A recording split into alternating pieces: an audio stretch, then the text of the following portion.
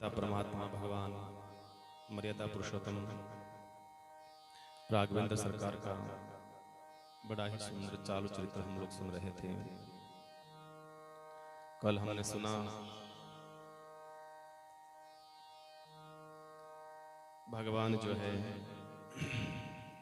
मैंने पहले भी कहा था, भगवान जब भी आते हैं अपने संतों को, अपने भक्तों को सुख प्रदान करने के लिए ही आते हैं।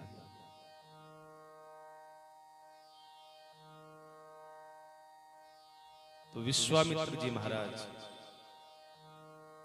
जो महामुनि ज्ञानी है, एक होता है मुनि, एक होता है महामुनि, जिसने अपनी सारी इंद्रियों को समेट करके, जिसने बाहरी इंद्रियों को समेट करके भीतर की चेतना को जागृत करा हुआ, वो है महामुनि। विश्वामित्र जी महाराज भगवान को लेने के लिए आए अयोध्या। जिस गृहस्थ आश्रम को हम दलदल बताते हैं ना, कि गृहस्थ आश्रम तो महाराज दलदल है, जनक जी से जाके पूछो दलदल है, कबीरदास जी से पूछो दलदल है, वो कहेंगे नहीं साहब यही स्वर्ग है। जिसको गृहस्थ जीवन जीना नहीं आया उसके लिए ये दलदल है। और ध्यान रखना, कमल कहां खिलता है? उस ही दलदल में खिलता है। एकदम स्वच्छ पानी हो, पवित्र पानी हो, वहां कमल दिखाई नहीं देगा आपको। दलदल में ही कमल खिलता है। और भगवान जब भी आए हैं किसी संत के घर में, आश्रम में नहीं आए। भगवान का प्राकट्य जब भी हुआ किसी आश्रम में हुआ क्या? 24 अवतारों में भगवान का एक भी अवतार किसी संत के आश्रम में नहीं हुआ, किसी न किसी गृहस्थ के घर में हुआ है। उस ही दलदल में हुआ है जिसको हम संसार के लोग कहते हैं ना दलदल है। दलदल तो तब है जब हमें इस बात का ज्ञान नहीं है, तब दलदल है, बाकी दलदल नहीं है भैया। इसलिए गृहस्थ जीवन जैसा तो कोई भी जीवन, तीनों जीवन नहीं है। मैंने कल भी निवेदन किया कि कोई भी संत पहाड़ों में चला जाए, गुफाओं में चला जाए, साधन भजन करने चला जाए, लेकिन आना तो गृहस्थ के घर के दरवाजे पर ही है, 2 टाइम की भिक्षा लेने के लिए।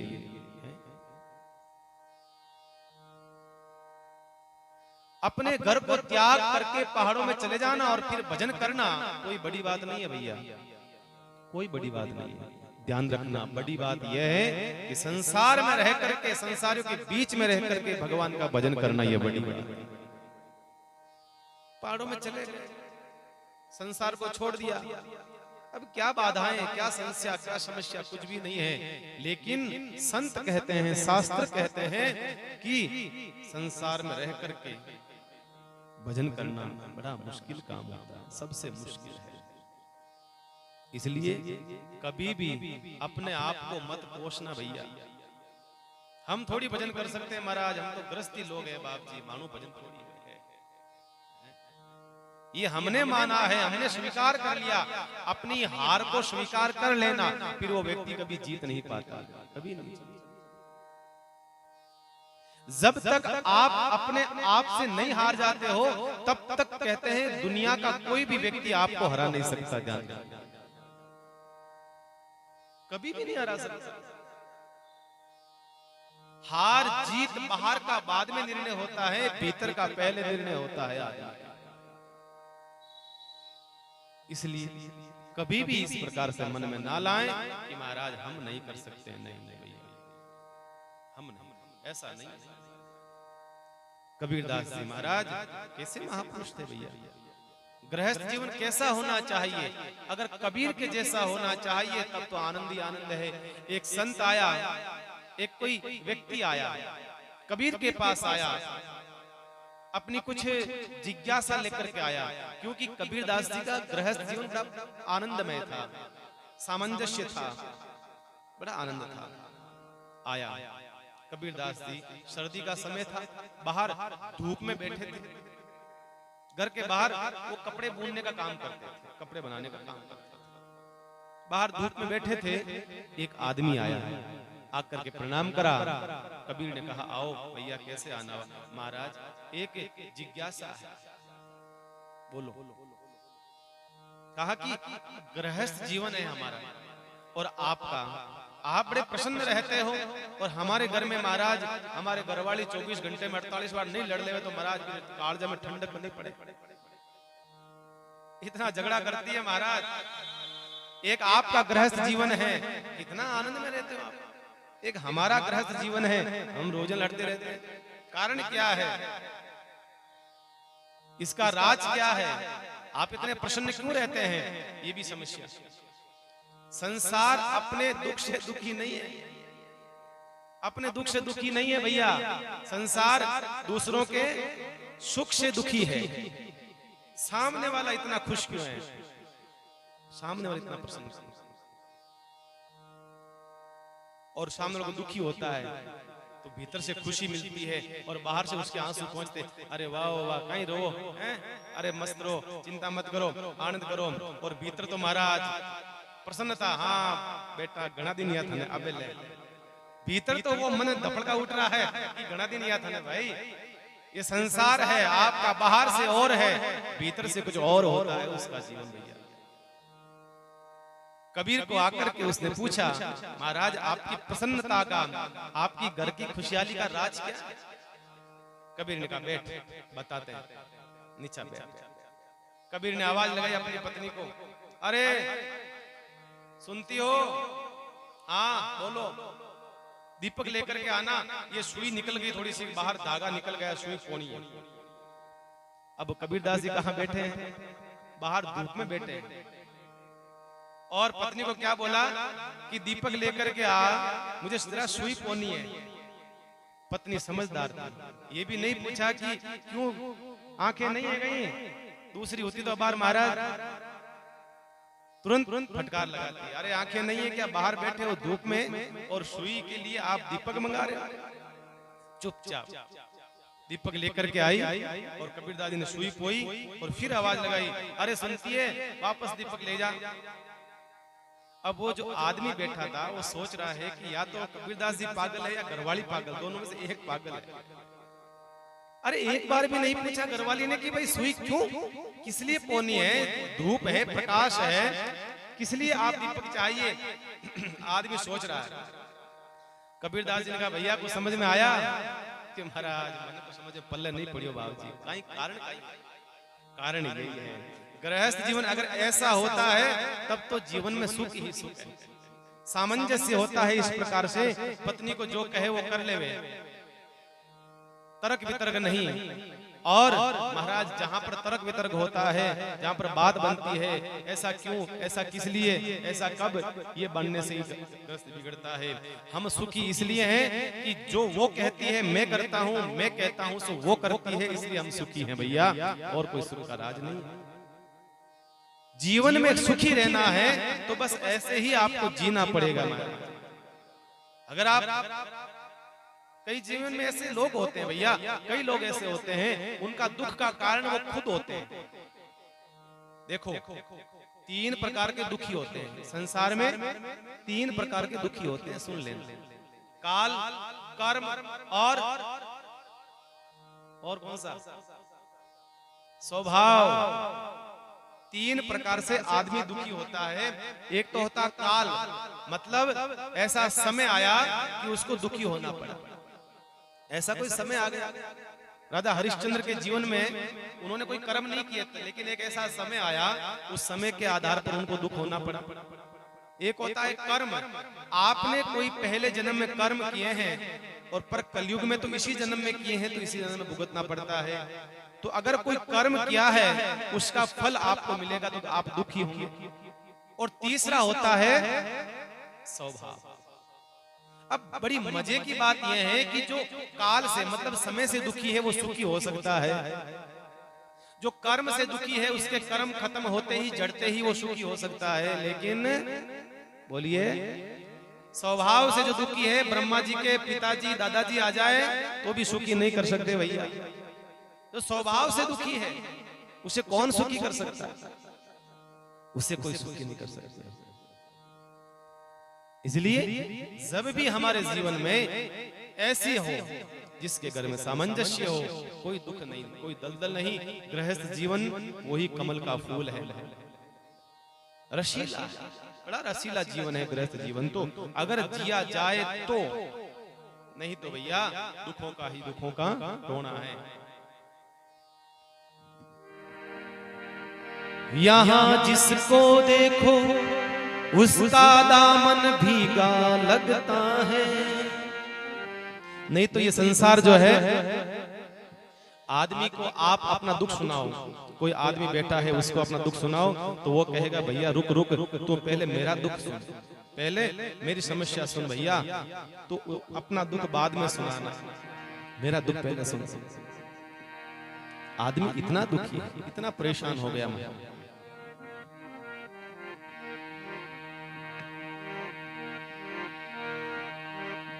इस बस्ती में, बड़ा सुंदर किसी लेखक की रचना है। इस बस्ती में हमारे आंसुओं को कौन पहुंचेगा। ये संसार है, ये बस्ती है। इस बस्ती में हमारे आंसुओं को कौन पहुंचेगा।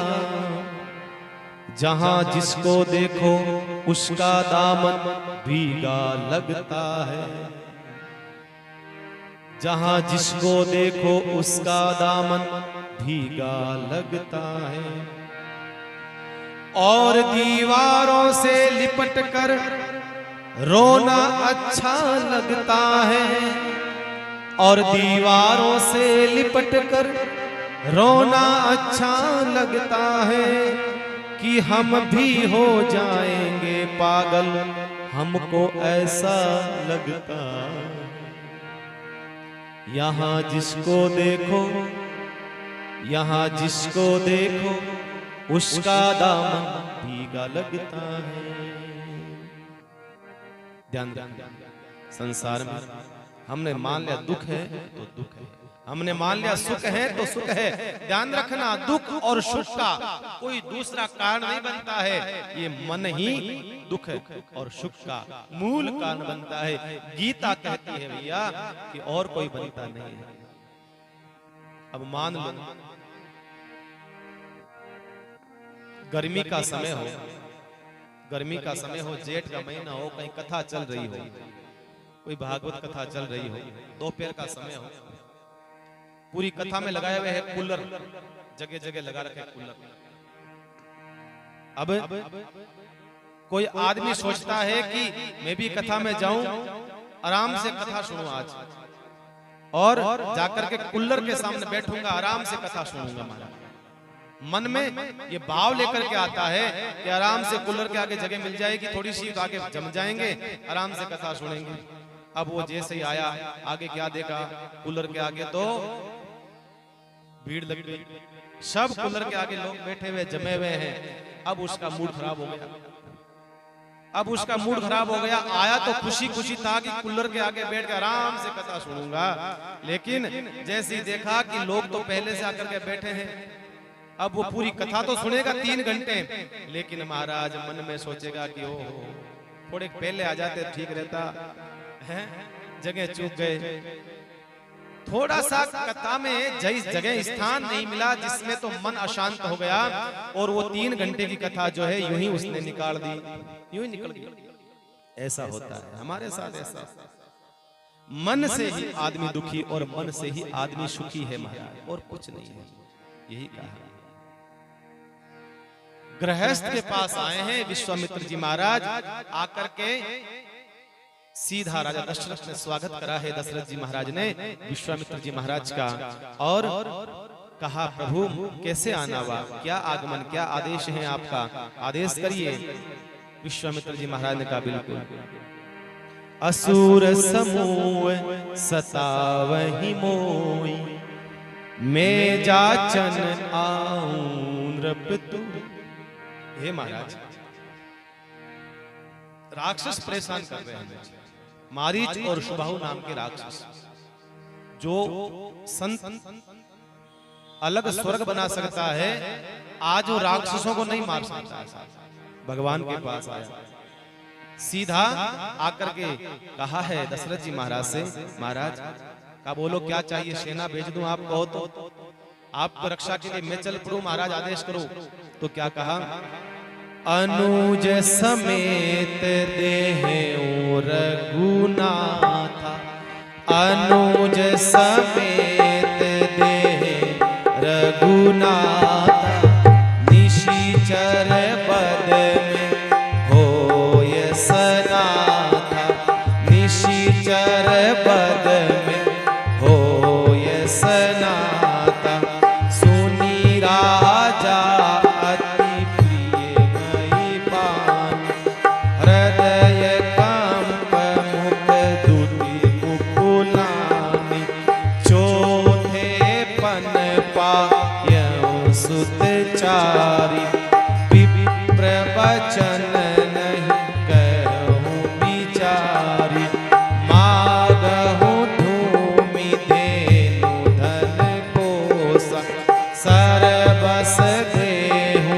आशह रोसा, श्री राम जय राम जय जय राम, श्री राम जय राम जय राम, श्री राम जय राम जय जय राम, श्री राम जय राम जय जय राम, श्री राम जय राम जय जय राम, श्री राम जय राम जय जय राम, श्री राम जय राम जय जय राम, श्री राम जय राम जय जय राम, मंगल भवन अमंगल हारी, हे मंगल भवन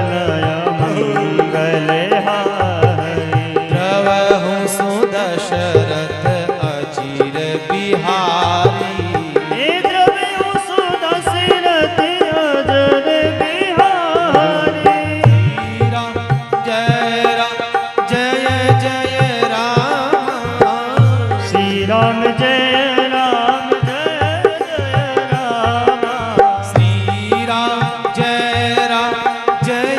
जय राम, श्री राम जय राम जय जय राम, श्री राम जय जय राम, श्री राम जय राम जय जय राम, श्री राम जय जय राम, श्री राम जय राम जय जय राम, श्री राम जय राम, अनुज समेत देहु रघुनाथ। क्या मांगा? सबसे पहले भगवान को नहीं मांगा, बड़े समझदारी के साथ विश्वामित्र जी बोल रहे हैं, महाराज आप बार बार कह रहे हो मांगो मांगो मांगो, तो एक काम करो, मैं मांग रहा हूं आप दोगे। अरे महाराज आपको मांगने में विलंब हो सकता है, मेरे देने में विलंब नहीं होगा। और आपको पता है आप किसके सामने कह रहे हो? अरे सूर्य वंश का राजा हूं दशरथ, और आप जानते हो हमारी परंपरा है प्राण जाए पर वचन नहीं जाए। प्राण चले जाए हंसते हंसते अपने प्राणों का त्याग करना मंजूर है महाराज, अपने वचनों का त्याग नहीं करता। विश्वामित्र जी मन में सोच रहे हैं बातें तो बड़ी बड़ी कर रहा है राजा, जब तेरे प्राण मांगूंगा तो देख देगा कि नहीं देगा। और कहते हैं हाँ हाँ महाराज, तुरंत मांगा। अनुज समेत, जानते थे कि राम अकेले नहीं आएंगे, राम अकेले नहीं आएंगे, राम के साथ लखन भी आएगा। पहले ये कहा अनुज, अनुज समेत देहु रघुनाथा, प्रभु लक्ष्मण के सहित। यहाँ कहते तो ये कह सकते थे राम के सहित लक्ष्मण भी, लेकिन नहीं, लक्ष्मण के समेत राम भेज दिएगा, क्योंकि वो जानते हैं कि लक्ष्मण का राम से इतना प्रेम है, इतना प्रेम है, बचपन से एक पलने में सोए हैं, एक पलने में। और कैसे सोए? ऐसे नहीं कि दो बच्चे सोते हैं साथ में, दोनों एक तरफ सिर कर दिया और पैर कर दिया, ऐसे नहीं सोए, उल्टे सोए, अपोजिट एकदम। एक का माथा इधर तो एक का माथा इधर, दोनों अलग अलग सोते हैं। क्यों? कारण यह है कि लक्ष्मण जी को नींद नहीं आती, भगवान राम के पैर के अंगूठे को जब तक अपने मुंह में नहीं रखते तब तक नींद नहीं आती। बचपन से उनकी ऐसी आदत पड़ गई है कि भगवान के चरण का अंगूठा जो है, उस अंगूठे को मुख में रख के ही वो सोते हैं। तो फिर तो ऐसे ही सोना पड़ेगा। इसलिए इतना साथ में रहते हैं, भगवान राम के बगैर नींद नहीं आती। ये बात जानते थे विश्वामित्र जी महाराज कि मैं राम को ले जाऊंगा, 1-2 घंटे के लिए तो नहीं ले जाऊंगा, एक दिन के लिए थोड़ी ले जाऊंगा, कम से कम काफी दिन, काफी महीनों के लिए जाऊंगा, मैं लेकर के जाऊंगा। तो फिर राम को नींद नहीं आएगी, तो नींद की गोली तो साथ ले जानी पड़ेगी, है ना? लक्ष्मण को तो साथ ले जाना पड़ेगा। इसलिए कहा अनुज समेत देहु रघुनाथा। महाराज अनुज के समेत, मुझे लक्ष्मण के समेत मुझे राम दीजिए, निश्चर पद में हो सनाता, ताकि निश्चरों का वध कर सके वो। इसलिए मैं ये मांगने के लिए आया, इसलिए मांगने के लिए आया। कहते हैं कि जैसे मांगा, और दशरथ जी महाराज पहले बड़ी बड़ी बातें कर रहे थे, और दशरथ जी महाराज के तो मांगते ही होश उड़ गए। सुनि राजा अति प्रिय, सुनि राजा अति प्रिय, अति अप्रिय बाणी, अप्रिय बाणी को सुनकर के कहते हैं हृदय कंप मुख द्युति मुकुलान। हृदय को है कंप, कंपायमान हो गया, और मुख का आभा मंडल जो है एक निरस्ता में बदल गया। मांग मांग कर रहे थे और तुरंत कह दिया, महाराज कैसी बात कर रहे हो? जैसे आप लोग कहते हो ना, हम कहते हैं ना, अरे भाई आपके 2-4 बच्चे, एक को बाबा जी बना दो। महाराज ये मत बोलो बाप जी, ये मत बोलो। कभी कभी किसी कहते हैं ना, संत बना दो बच्चे को, नहीं नहीं महाराज टाबर संत थोड़ी बनाओ। ऐसी स्थिति हो गई दशरथ जी महाराज की। जैसे ही मांगा विश्वामित्र की मुझे राम दीजिए, तुरंत कहा महाराज सोच समझ के मांगो, ऐसे नहीं मांगोगे आप, ये क्या बोल रहे हो आप? चौथे पन पायौ सुत चारी, विप्र वचन नहीं कहूं विचार। क्या कहा? चौथे पन। कौन सा? अंतिम समय जो आ रहा है, 75 के बाद में बेटा हुआ महाराज। चौथे पन, ब्रह्मचर्य आश्रम, गृहस्थ आश्रम, वानप्रस्थ और संन्यास आश्रम में जाकर के मेरा बेटा हुआ है महाराज। और आप तो ऐसे मांग रहे हो जैसे कि कोई छोटी मोटी चीज मांग ली आपने। विप्र वचन नहीं कहूं विचारी, हे ब्राह्मण आपने जो वचन कहे समझदारी के वचन नहीं है, ये नहीं हो सकता। क्षमा करना बाप जी, क्षमा करना। मांग हूं भूमि धेनु धन कोसा, सर्वश देहु आज सहरोसा। महाराज आप चाहो तो धन मांग लो, धरती मांग लो, गाय मांग लो, दौलत मांग लो, मकान मांग लो, नौकर चाकर दास दास्य जो कुछ चाहो मांग लो, लेकिन महाराज सर्वस्व देहु आज सहरोसा, सब कुछ मैं बड़े हर्ष के साथ दूंगा, पर देह प्राण से प्रिय कुछ ना है।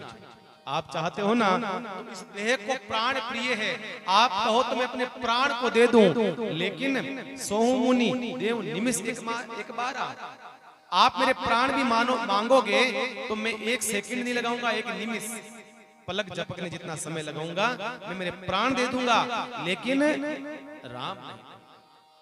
और आप जानते हो राम ही प्राण है, प्राण ही राम है, प्राण ही राम है, राम ही प्राण है। बंधुओं ध्यान रखना। हम कहते हैं ना, कभी कोई गाली निकालते हैं, कोई गुस्से में कुछ कहते हैं तो कहते हैं इसका तो राम निकल गया, कहते हैं ना। कभी कभी ऐसी बात कहते हैं तो इसका तो राम निकल गया। राम निकलना का मतलब ये चला गया, मर गया, मुर्दा है, मरे हुए के समान है ये। राम निकलना मतलब अपवित्र है। जब तक राम है तब तक ये व्यक्ति है बंधुओं, और राम निकल गया तो वो व्यक्ति महाराज, वो आदमी खत्म है, वो आदमी। इसलिए संतों ने कहा ये प्राण जो है, ये श्वास जो है, यही राम है, यही राम है। सत चित आनंद, इसलिए 3 शब्द कहे हैं। सबसे पहले भागवत में वर्णन आता है, प्रथम श्लोक में सच्चिदानंद रूपाय विश्वोत्पत्त्यादि हेतवे तापत्रय विनाशाय श्री कृष्णाय वयं नमः। सबसे पहला प्रणाम किसको करा? उस परमात्मा को करा है जो सत्य है, चित्त है और आनंद स्वरूप है। सत्य मतलब जो सत्यातीत है, जो पहले भी था, अभी भी है और बाद में भी रहेगा। हम सत्य नहीं है क्योंकि हम पहले नहीं थे महाराज, आज है कल नहीं रहेंगे। चित्त मतलब चेतन, चित्त का मतलब जिसके भीतर चैतन्यता हो वो चित्त है। और ध्यान रखना, ये चेतन जब निकल गया, जब चेतन है तब तक लोग आपसे प्रेम कर रहे हैं, और जब चेतन आपके भीतर से निकल गया तो आदमी मिट्टी हो जाता है। फिर तो लोग कहते हैं साहब इसको ले जाओ। फिर तो 1 मिनट रखना पसंद नहीं करते संसार के लोग। नाथ द्वारा में तो रात को जला के आ जाते हैं। नाथ द्वारा में ऐसा परंपरा है क्योंकि श्रीनाथ जी की वहां पूजा होती है। श्रीनाथ जी के पट खुलते हैं वहां पर, तो श्रीनाथ जी की पूजा होती है। मुर्दा जो होता है, मुर्दा रात्रि के समय रखा नहीं जाता है नाथ द्वारा में, भले 8 बजी भले 9 बजी है पर ले जाते हैं नाथ द्वारा में। घर में रखना पसंद नहीं करते हैं, कारण अरे जो व्यक्ति के साथ में आप इतने साल तक रहे भैया, इतने साल तक एक रात तो उसको रहने दो। महाराज नहीं नहीं महाराज, ये मिट्टी बन गया, वो व्यक्ति नहीं है, वो तो चला गया, वो चला गया, शरीर पड़ा है। और जैसे आदमी का वो चेतना निकली, उस आदमी का नाम मिट जाता है, उसका पता मिट जाता है, उसका स्वरूप सब कुछ मिट जाता है। अब जैसे ही कोई व्यक्ति मरता है, बंदे ध्यान रखना, अमुक चंद फलान चंद कोई मर गया, तो जैसे ही कहीं अस्पताल में मर गया, उसकी बॉडी को घर पर लेकर के आते हैं, तो कोई कहता है क्या साहब फलान चंद जी आएगा, जगह दो जगह दो, अरे बॉडी शरीर को आने दो। कोई कहता है, कोई बोलता है, क्या कहते हैं, लाश आएगी। अरे यार नाम बदल गया उसका, अभी तो उसको फलान चंद जी, ढींकड़ चंद जी, पूंचड़ चंद जी कहते थे आप लोग, और जैसे उसके भीतर से प्राण गए उसका नाम बदल दिया आपने। आदमी नाम नहीं लेता है, फिर कहता बॉडी आ गई, उसका शरीर आ गया है, उसकी देह आ गई।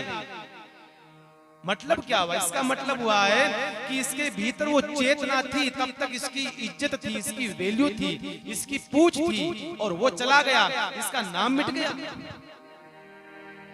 कुछ नहीं, अब ये कुछ भी नहीं है, मिट्टी है। अब इसको जलाओ चाहे कुछ भी करो, कुछ भी करो। लेकिन कई संत महात्मा कहते हैं हमें जलाने से मतलब नहीं है, जलाओगे तो भाई कई जीव मरेंगे, एक काम करो पानी में डाल दो हमारे को। इसलिए कई संतों की अंतिम इच्छा होती है कि मरने के बाद गंगा जी में डाल देना।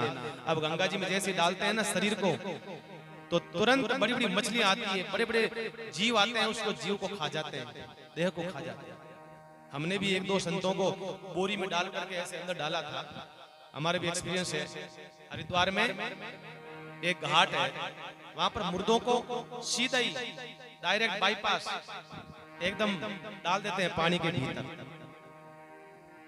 तो कहीं ना कहीं जो है पूछ किसकी है भैया? उस परमात्मा की है।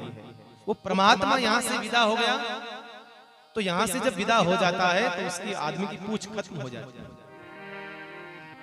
इसी ध्यान रखो बंधु, जब तक आदमी जीवित है तब तक आदमी की वैल्यू है, और आदमी जब चला उसकी कोई वैल्यू नहीं है। राम निकल गया, राम निसर गया, मतलब ये।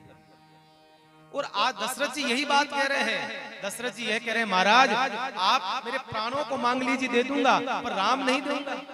राम नहीं दे बनता, राम नहीं दे सकता महाराज, क्योंकि बुढ़ापे में जाकर के मैंने बेटा प्राप्त करा है, और आपने तो बड़ी सहजता से मांग लिया कि मुझे दे दो राम। नहीं महाराज, मना कर। पर संत नाराज नहीं हुए, ऐसा नहीं है। हालांकि विश्वामित्र जी बहुत क्रोधित संत हैं, बहुत क्रोधित संत हैं, इतने क्रोधित हैं कि गुस्सा आ जाता, नाक पे रखा रहता गुस्सा। क्रोध नहीं करा, दशरथ जी ने मना करा तो क्या हुआ? सोनी नृप गिरा प्रेम रस सानी, हृदय हरस माना मुनि ज्ञान। विश्वामित्र जी सोनी नृप गिरा प्रेम रस सानी, राजा की मीठी मीठी वाणी को सुन करके बड़े प्रसन्न हो गए विश्वामित्र जी महाराज, आनंद से भर गए। इसलिए भर गए, इसलिए भर गए हैं कि देखो तो सही, दुनिया को संसार से प्रेम है, पर मेरे राजा को तो राम से प्रेम है, सही रास्ते पर है।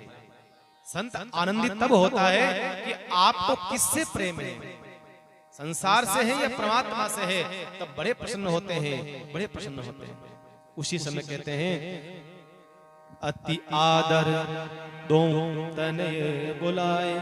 तब वशिष्ठ जी महाराज आए, वहीं बैठे थे वशिष्ठ जी महाराज, और वशिष्ठ जी महाराज समझ गए कि विश्वामित्र जी महाराज को अगर राम को नहीं देंगे तो कहीं न कहीं ये मन में सोचेंगे कि ये वशिष्ठ मेरे काम गड़बड़ कर रहा है। वशिष्ठ जी मन में समझ गए कि अगर राम को नहीं देंगे तो ये मन में विचार आएगा विश्वामित्र के कि ये धर्म इनका गुरु है, कहीं न कहीं वशिष्ठ जी की इसमें शीख है कि राम को नहीं देना है। इसलिए वशिष्ठ जी ने बोला, दशरथ राजा अरे दे दे, तेरे तो 4 बेटे हैं, अरे 2 बेटे धर्म के नाम से दे दे, जाने दे इनको, मना मत कर, रोक मत, ये विश्वामित्र है, कहीं तेरे राज्य को खत्म कर देंगे, 1 मिनट लगाएंगे, जाने दे दोनों बेटों को। गुरु ने कहा, तब शांत हो गए दशरथ जी महाराज। गुरु का आदेश हो गया, क्योंकि गुरु आदेश ही सर्वोपरि है। तुरंत दशरथ जी महाराज ने कहा, ठीक है महाराज, अति आदर दो तने बुलाए, दोनों पुत्रों को बुलाया, हृदय लागी बहु भांति सिखाए, हृदय के लगा करके अपने लाड को प्रेम करके, और क्या कहा, मेरे प्राण नाथ दो तुम मुनि पिता आन नहीं कहूं।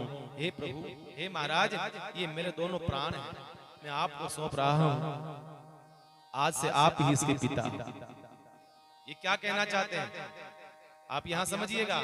दशरथ जी क्या कहना चाह रहे हैं, महाराज आप ही इसके पिता हो। अब आप जानते हो पिता का काम क्या होता है, बेटे को पढ़ाना लिखाना, उसकी शादी कराना, बराबर। यहाँ दशरथ जी बड़े समझदारी का बात बोल रहे हैं, महाराज थाई पिताजी हो, मतलब समझिए अब थाने ब्याह करवानो है, थाई 5 ले जाओ, 2 लाई जो 4, हाँ 2 ले जा रहे हो तो 4 लेकर के आना, ऐसा मत करना, हाँ 2 को मत लाना वापस। ये दशरथ जी कहना चाह रहे हैं, और महाराज जो है सौंप दिया। और सच ही है महाराज, संत और भगवंत ही माता पिता है, ये बात ही सच है। इसलिए हम सब कहते हैं ना, त्वमेव माता च पिता त्वमेव, त्वमेव बंधु च सखा त्वमेव विद्या द्रविणम, त्वमेव सर्वम मम देव देव। तू ही माता है, तू ही पिता है, तू ही बंधु है, तू ही सखा है, अरे भाई तू ही सब कुछ है। 1-2 रिश्ते गिनाए, तू माता पिता बंधु सखा, अंत में कह दिया तू ही सब कुछ है। अब सब कुछ में सब कुछ आ गया, 1-2 चीजें नहीं रही, रिश्ता 1-2 नहीं रहा, सब कुछ में सब कुछ आ गया, पीछे कुछ नहीं बचा। भगवान ही, संत ही, परमात्मा ही सब कुछ है, इस जीव का सर्वस्व है, इस जीव का, यो समझ लीजिएगा महाराज। और क्या कहा, महाराज मैं आपको सौंप रहा हूं, आप इसको ले जाइए। और जैसे ही सौंपा, बुला करके चरणों में डाल दिया, और भगवान ने कहा ठीक है प्रभु चलिए, पर माता जी से सीख लेकर के आ जाए, माता जी के पास जाकर के आ जाए। जननी भवन गए प्रभु चले नाय पद शीश। सीधे कहाँ गए, जननी भवन, अपनी तीनों माओं के पास गए। जननी भवन गए प्रभु चले, यहाँ क्या लिखा तुलसी ने, जननी भवन गए प्रभु चले। जैसे गए आशीर्वाद मिला, तुरंत निकल गए वहां से, तुरंत निकल गए, रुके नहीं बिल्कुल भी, गए प्रभु चले, इतना लिखा बस तुलसी ने। अब बताइए आप, दशरथ जी से जब राम को मांगा गया तो दशरथ जी ने कितनी बातें करी, मैं नहीं दूंगा, ऐसा वैसा ये वो। और आप जानते हो ज्यादा प्रेम किसको होता है, बाप से ज्यादा माँ को होता है, बराबर है ना। बाप से ज्यादा माँ को इतना प्रेम होता है बेटे से कि दूर भेजना पसंद नहीं करती। यहाँ पर दशरथ जी ने इतनी बातें करी, इतनी बातें करी, मैं नहीं दूंगा, वो है ये है। लेकिन यहाँ आता है कि जननी भवन गए प्रभु चले नाय पद शीश, तुरंत चले गए यहाँ से, माता जी को प्रणाम करा, तुरंत चले गए। माँ को पता था कि संत ले जा रहे हैं, जरूर इसमें इसका भला ही होगा, संत ले जा रहे हैं, ध्यान रखना, संत के पास कोई जा रहा है, जरूर इसमें इसका भला ही होगा, जरूर भला होगा। कहीं बाजार में घूमता फिरे, रोता फिरे, कहीं और कहीं रोता फिरे तो समझ में आता है, लेकिन संत के पास में बैठा है तो समझना कुछ नहीं सीख रहा है तो कोई बात नहीं, लेकिन इसके कम से कम महाराज पाप तो धुलते जा रहे हैं। बैठा है संत की सन्निधि में, बैठा है, पाप तो धुल रहे हैं कम से कम, यही बात। और सीधा प्रणाम करके चले हैं। और बाबा तुलसी कहते हैं इसके बाद में दशरथ जी महाराज देखते रहे भगवान को विदा होते। और विश्वामित्र जी महाराज आज बड़े हर्षित है, बड़े प्रसन्न है। क्यों? क्योंकि राम को लेकर के आए, भाई राम मिल गए। और छोटे छोटे बड़े प्यारे बालक, एक श्याम वर्ण है, गौर वर्ण है, लेकर के चले हैं। और एक सुनसान जंगल आया है, और उस जंगल 6 कोस का जंगल, लंबा चौड़ा, बड़ा भयंकर जंगल था। कहते हैं उसी समय एक राक्षसी आई जिसका नाम है ताड़का।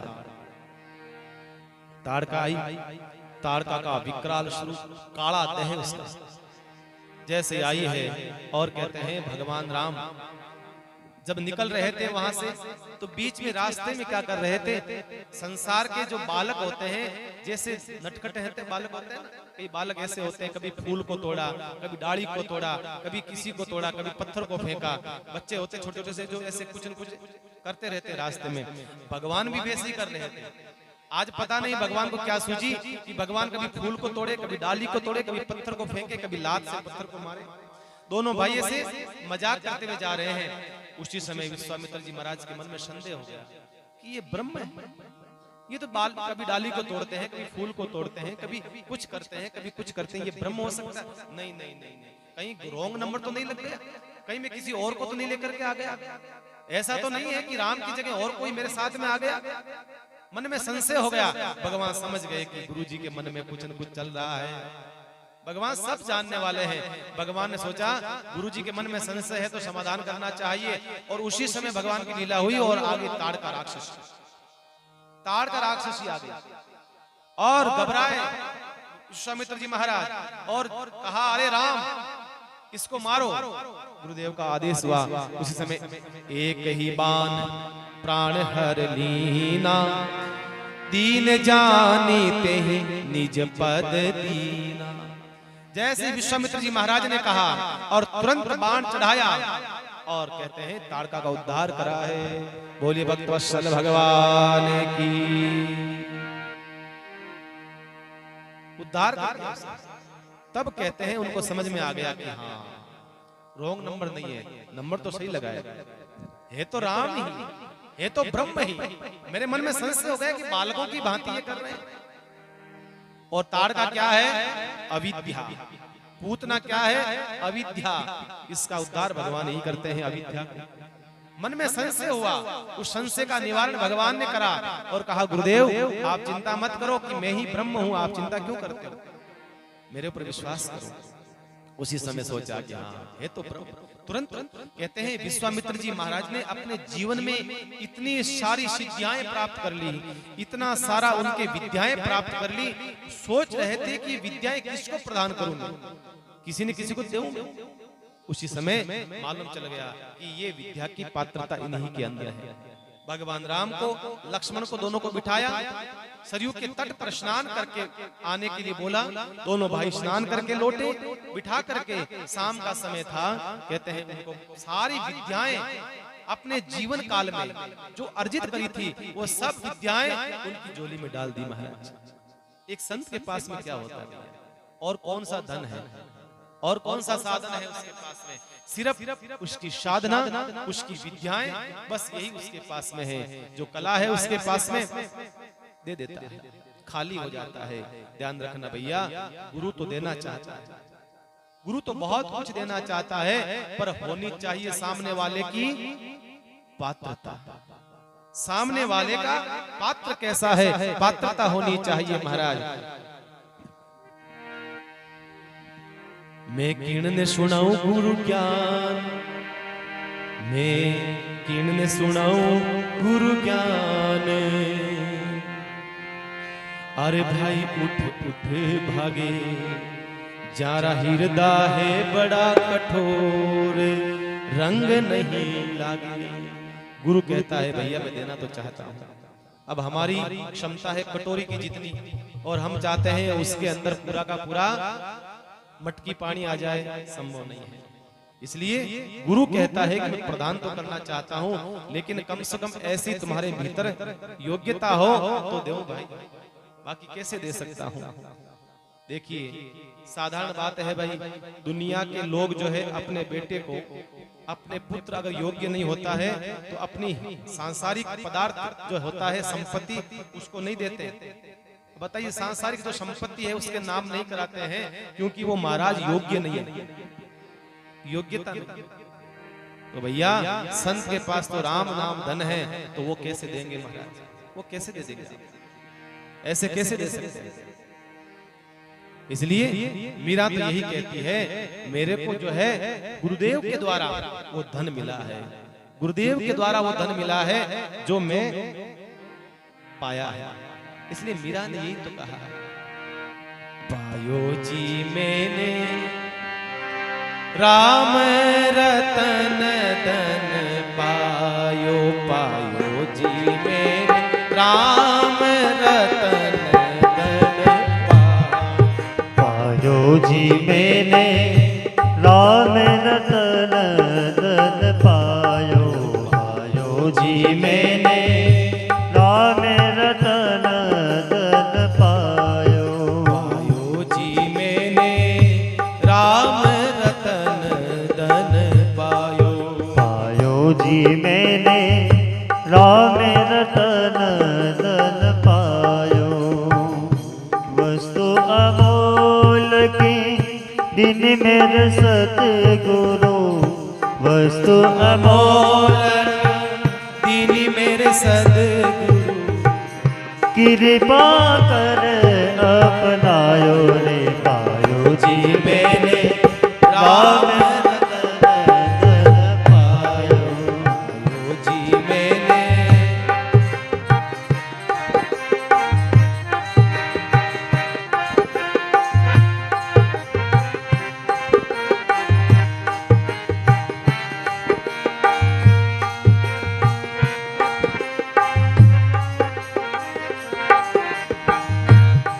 मीरा कहते हैं मैंने वो अमोलक धन पाया, वस्तु अमोलक दीनी मेरे सतगुरु, कृपा कर बख्शाए।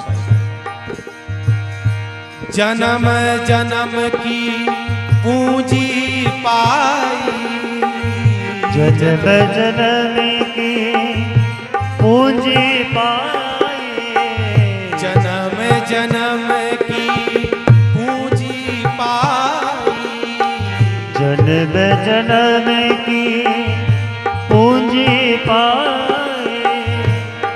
जग में सब घुमायो, पायो जी मैंने राम रतन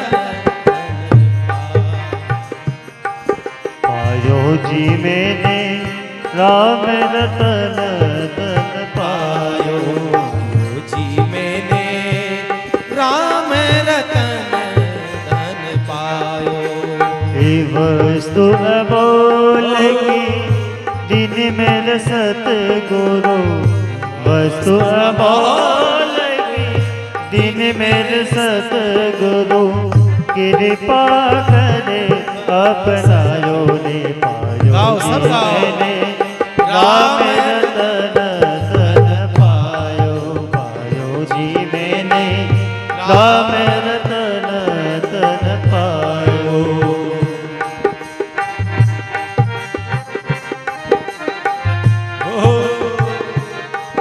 बोल सतगुरुदेव भगवान के।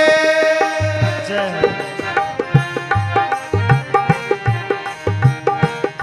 और मीरा ने क्या कहा, ऐसी पूंजी पाई मैंने,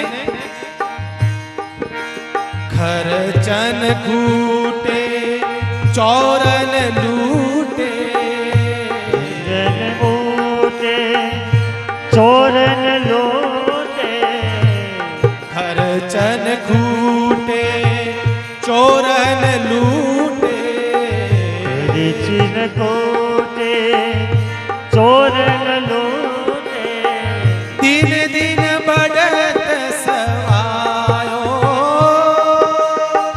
दिन दिन बदत समायो रे,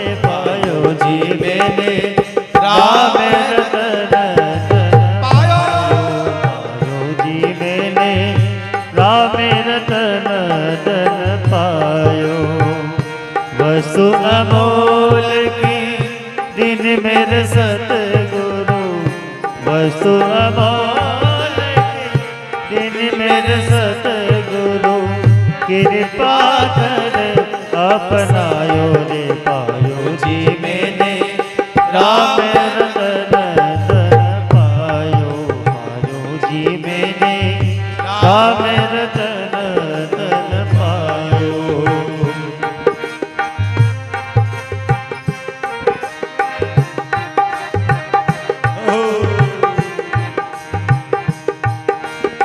और क्या कहा?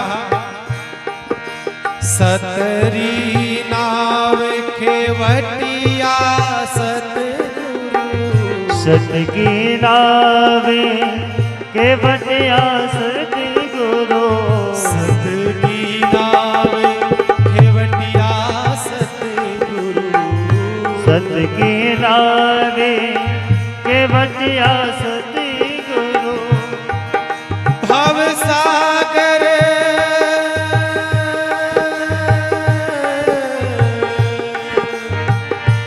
भव सागर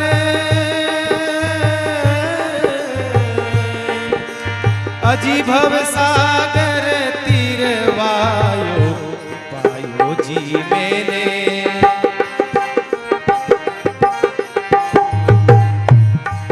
पायो जी मैंने राम रतन धन पायो पायो जी मैंने राम रतन धन पायो।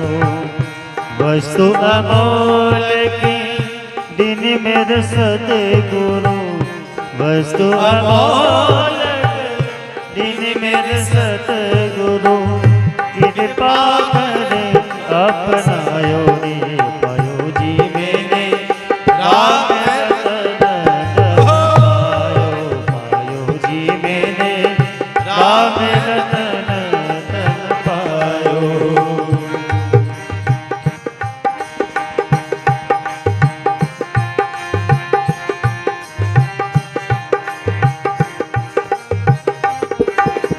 हे मीरा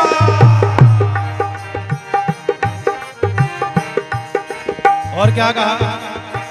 मीरा के प्रभु गिरधर नागर मीरा के प्रभु गिरधर नागरे मीरा के प्रभु गिरधर नागर मीरा के प्रभु गिरधर नागरे हरस हरस गुण गायो हरि से हरस गुण गायो रे पायो जी मैंने राम रतन धन पायो पायो जी मैंने राम रतन धन पायो। वस्तु अमोल के दिन मेरे सतगुरु वस्तु अमोल के दिन मेरे सतगुरु कृपा करे अपनायो रे पायो जी मैंने राम रतन धन पायो पायो जी मैंने राम रतन धन पायो पायो जी मैंने राम रतन धन पायो मैंने राम रतन धन पायो जी मैंने राम रतन मीरा कहती है हे प्रभु बड़ी कृपा से मिला है वस्तु अमोलक दीनी मेरे सतगुरु। ये जो राम मिला है ना राम ऐसे नहीं मिला है मेरे गुरुदेव ने मुझे बख्शाया है जन्म जन्म की पूंजी पाई अनेक जन्मों की जब महाराज पूंजी इकट्ठा होता है तब मेरा ये भाग्य खुला है महाराज।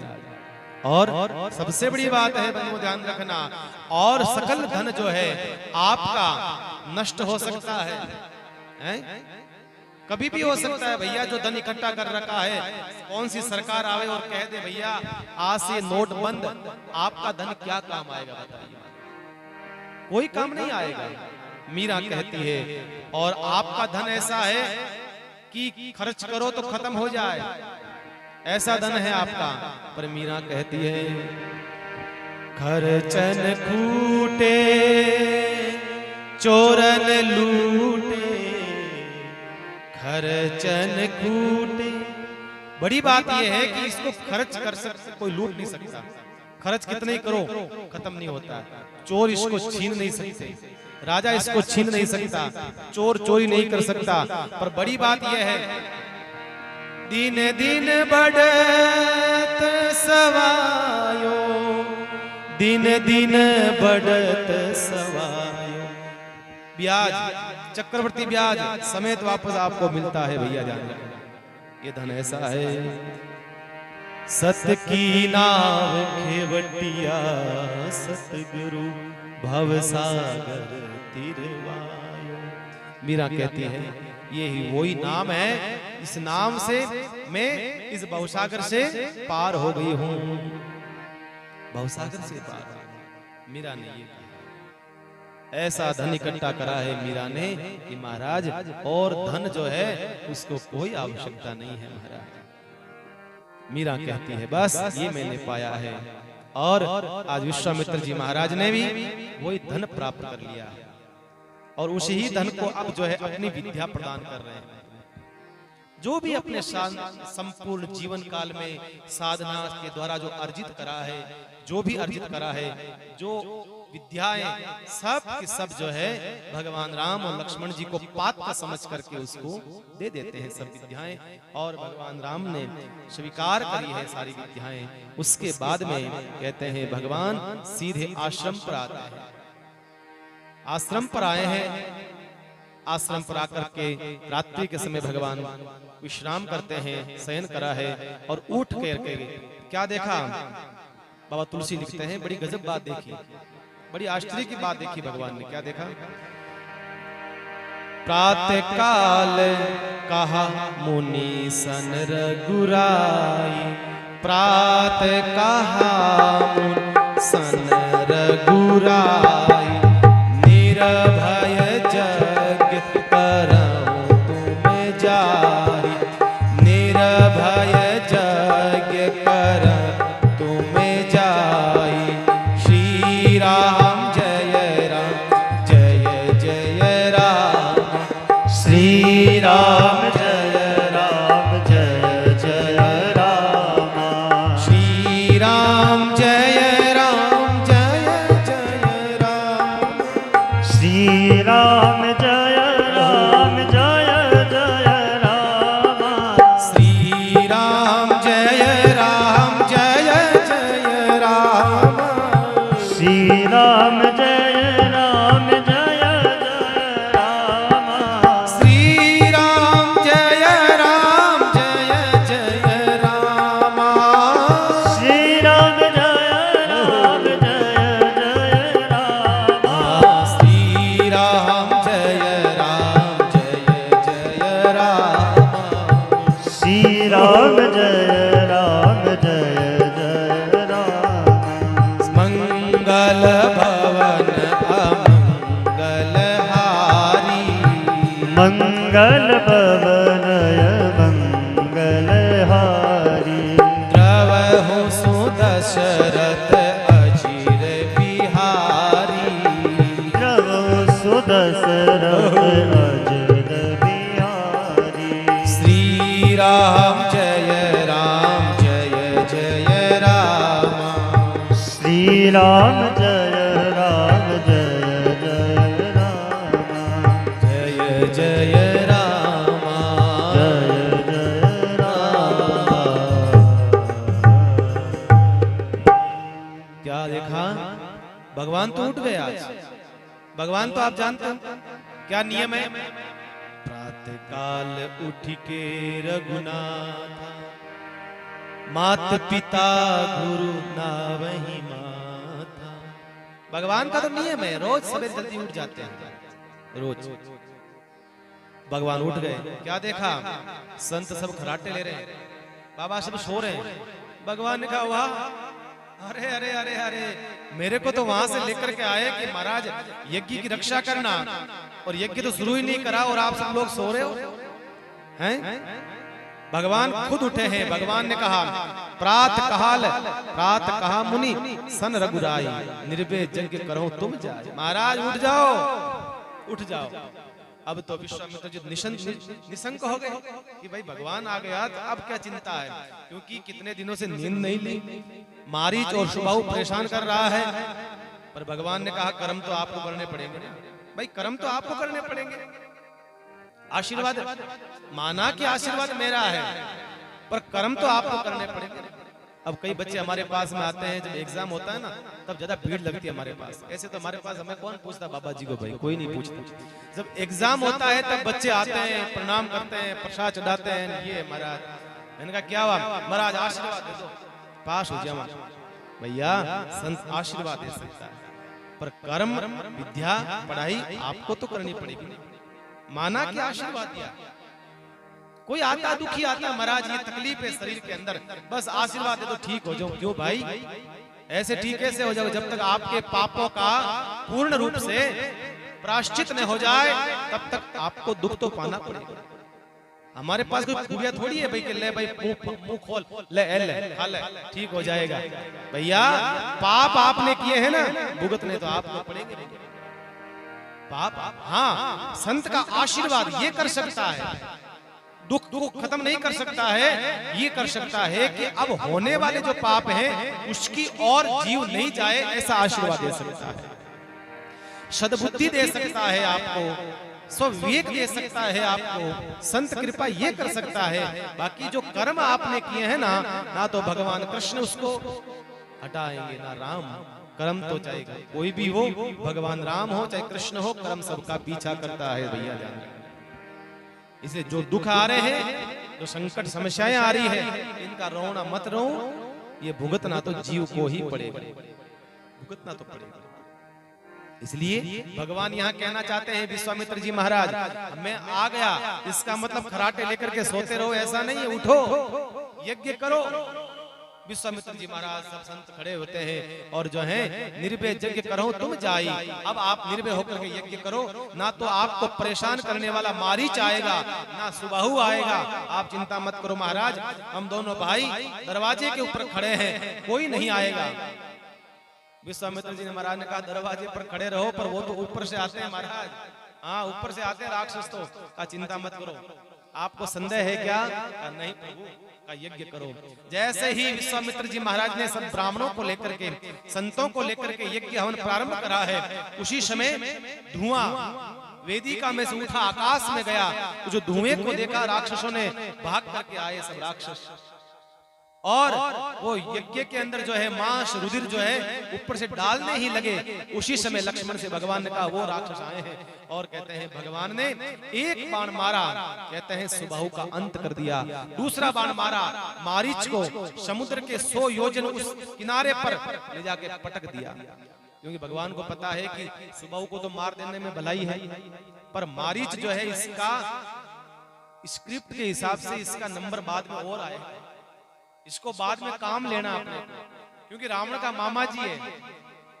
और आप जानते हो महाराज मामाओं का इतिहास खराब ही खराब रहा, चाहे महाभारत हो चाहे रामायण हो, कहीं पर भी हो।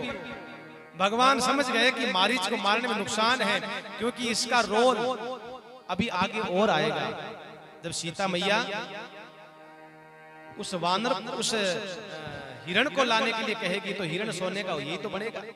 इसलिए क्या करा, उसको तो ऐसा बिना फण का बाण मारा, एक बाण मारा बिना फण का, आगे का जो तीखा होता वो नहीं था, और मारा तो कहते 100 योजन दूर उधर लाके पटक दिया और सुबाहु को मार दिया। सुबाहु कौन? सुंदर जिसकी भुजाएं, बाहु भुजा, सुंदर बाहु, बड़े विशाल जिसकी भुजाएं हैं, उसको भगवान ने मार दिया। का इसको क्यों मारा? इसकी सुंदर भुजाएं हैं। सुंदर भुजाएं किसी कमजोर को उठाने के लिए होनी चाहिए, किसी को गिराने के लिए नहीं होनी चाहिए। कभी कभी क्या होता है किसी के पास ताकत आ जाती है ना, तो वो ताकत का दुरुपयोग करता है साहब। कई लोग आज के युवा देखते हैं हम, ऐसे कई युवा लोफर युवा होते हैं, उनके पास में जवानी आ जाती है, ताकत आ जाती है, पैसा आ जाता है, तो वो निश्चित रूप से भैया गलत रास्ते पर जाएगा। इसलिए कहते हैं भरी जवानी पैसों पल्ले, भरी जवानी हो और महाराज हाथ में पैसा हो तो भरी जवानी पैसों पल्ले, राम जी चलावे तो सीधो चल ले। अगर जवानी आ जाए, पैसा आ जाए तो व्यक्ति सीधा नहीं चलता है, फिर जरूर कुछ न कुछ जो है गलत कार्य पर ही जाता है, जरूर कुछ न कुछ अधर्म की ओर ही बढ़ता है। तो कहा आप चिंता न करें महाराज, आप परेशान न हो, हम इसका समाधान किए देते हैं। और सुबाहु जो था उसकी भुजाएं तो बहुत बड़ी बड़ी थी, लंबी लंबी थी, लेकिन किसी उठाने के लिए नहीं, किसी को गिराने के लिए होती। भगवान ने आपको अगर ताकत दी है, पैसा दिया है, उस पैसे का सदुपयोग कर लेना। ध्यान रखना बंधुओं, ये समय लौट करके नहीं आता है। जब संपत्ति है तब समझ नहीं है, जब समझ आई तब वो दशा हो गई कि जब बाल थे तब कंगी नहीं, और कंगी है तब बाल नहीं। महाराज ये स्थिति हो जाती है। आज आपके पास समझ भी है तब सत्संग में आए हो, और भगवान की कृपा से 2 रुपया आपके पास में है, उस रुपये का भला कर देना, किसी गरीब को काम आ सके ऐसा काम करना महाराज। ऐसा नहीं जहां भरा हुआ है वहीं जाके भरो। स्वामी रामचंद्र महाराज के शब्द है, रामा थारे राज में, रामा थारे राज में ओई बड़ो अंधेर, रीता में रीतो करे और करे ढेर में ढेर। दुनिया का नियम है, जहां भरा हुआ होता है ना वहां आकर के भरते हैं। रीता में रीतो करे, खाली में खाली है, पर करे ढेर में ढेर। जहां भरा हुआ है वहां पर सब जाते हैं। अब देखिए आप, मंदिर तो आपके नगर में बहुत सारे हैं शिव जी के भैया। ऐसा कहा जाता है कि जिस शिवालय में सुनसान जगह पड़ा हो, जो शिवलिंग कोई नहीं जाता हो, वहां पर जाना चाहिए। लेकिन सब के सब 1 2 3 मंदिरों में अड़ूरते हैं, सब के सब भीड़ मारा, मारो नंबर महाराज 12 बजे आए, मारो नंबर 1 बजे आए।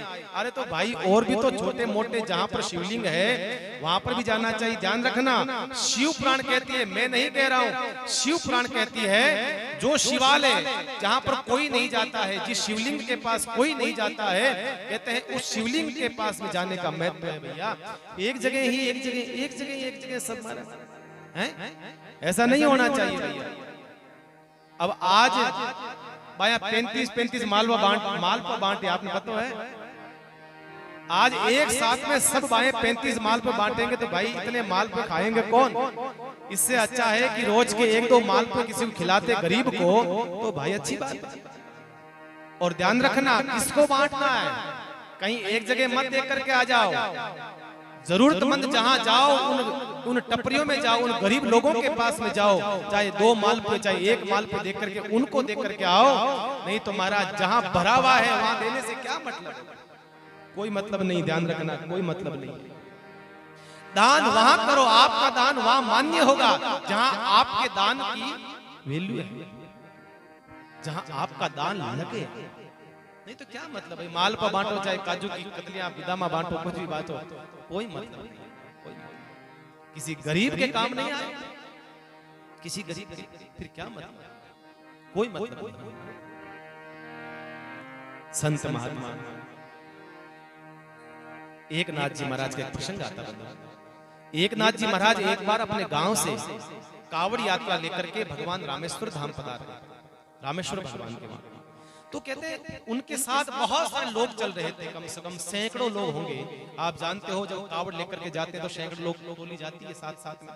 तो एकनाथ जी महाराज के साथ में सैकड़ों लोग थे, और जैसे ही मंदिर जो रामेश्वर भगवान का है उसका शिखर बहुत ऊंचा है, दूर से दिखाई दे दिया, कोई 1 2 कोस मंदिर बचा होगा, इतना नजदीक पहुंच गए।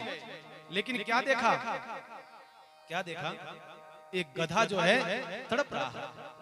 एक गधा जो है महाराज पानी के मारे उसके घाव पड़ गए थे, बीमार पड़ गया था। उस गधे की ये दशा हो गई कि वो रास्ते में पड़ा था, और कावड़िया जो है हर हर महादेव हर हर महादेव हर हर महादेव कहते हुए पास में से निकल रहे थे, पर वो गधा जो है तड़पड़ा रहा था, पानी नहीं था उसके पास में। तो कहते हैं प्यास लगी थी भाई, और सब कावड़िए वहां से निकल करके चले गए। पीछे से एकनाथ जी आए, एकनाथ जी को लगा कि ओ हो अरे मेरा रामेश्वर भगवान तो यहाँ बैठा है, मैं वहां जा रहा हूँ। गधे के अंदर रामेश्वर भगवान का दर्शन करा और कहते हैं जो कावड़ का जो पानी लाए थे वो पानी जो उसको पिलाने लगे। उसी समय कावड़िया ने कहा, अरे पागल हो गया एकनाथ, रामेश्वरम भगवान का मंदिर 1 कोस रहा है, 2-3 किलोमीटर बाकी रहा है, जाकर के वहां हम जल चढ़ाएंगे। इतना दूर से गांव से हम लेकर के आए हैं पानी को और तू यहाँ गधे को पानी पिला रहा है। एक नाथ ने कहा, भैया तुम जाओ रामेश्वर भगवान के पास में, पर मेरा रामेश्वर भगवान खुद चल करके आया है मेरे पास में, ये गधे में है रामेश्वर भगवान, मेरा दर्शन इसमें करता हूँ। बंधुओं ये सच है कि जैसे पानी पिलाया उसके भीतर से भगवान रामेश्वरम प्रकट हो गए। कहा, एक नाथ मैं परीक्षा ले रहा था संसार के लोगों की, मैं देख रहा था जहाँ सब लोग मेरे पास में से जा रहे थे, मैं ही गधा बना हुआ था, मैं ही रामेश्वरम हूँ, चिंता मत करो, आशीर्वाद है मेरा। हकीकत में जो वहां पानी ले जाकर के मेरे ऊपर चढ़ाएगा, मैं वो पानी स्वीकार नहीं करता हूँ। मेरे पानी तो जहाँ आवश्यकता है उसको पिलाओ, मैं उसको स्वीकार करता हूँ। ध्यान रखना माताओं बहनों, दान कहाँ देना है जरा ध्यान से दीजिएगा, समझदारी के साथ में दीजिएगा। जिसको अपेक्षा है, जिसको 2 टाइम की रोटी नहीं मिलती है, जिसके घर में चूल्हा नहीं जलता है, वहां जाकर के देकर के आओ मालपुए, तो वो मालपुए भैया आपके काम के हैं।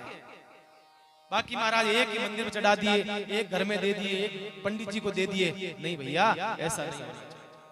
मेरा यही आपसे निवेदन है, यही आपसे मेरा प्रार्थना है। आइए यज्ञ की रक्षा करते हैं विश्वामित्र जी महाराज, और वहां से फिर भगवान कहां पधारते हैं, आगे पधारते हैं भगवान जनक जी महाराज के यज्ञ की रक्षा करने। एक यज्ञ की रक्षा तो हो गई और एक यज्ञ की रक्षा और करने पधारेंगे जनकपुरी। उससे पहले बीच में कहते हैं भगवान का ही इंतजार कर रही अहिल्या, अहिल्या का भगवान उद्धार करेंगे। बड़े सुंदर प्रसंग आएंगे।